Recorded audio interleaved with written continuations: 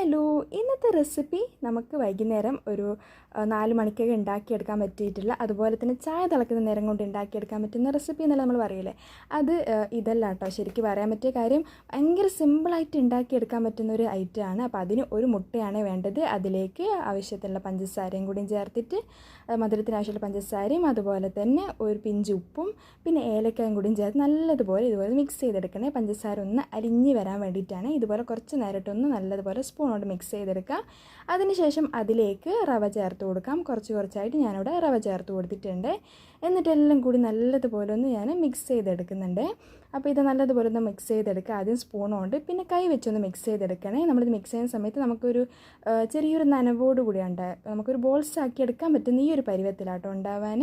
ഇനി നമുക്ക് നല്ല ചൂടുള്ള എണ്ണയിലേക്ക് ഇട്ടിതൊന്ന് ഫ്രൈ ചെയ്തെടുക്കാം. സംഭവം ചെറിയ ബോൾസ് ആക്കിയിട്ട് വേണേൽ നമ്മൾ എണ്ണയിലിട്ട് ഫ്രൈ ചെയ്തെടുക്കാൻ, എങ്കിൽ ഉൾഭാഗം നന്നായിട്ടൊന്ന് കുക്കായി വരുള്ളൂ.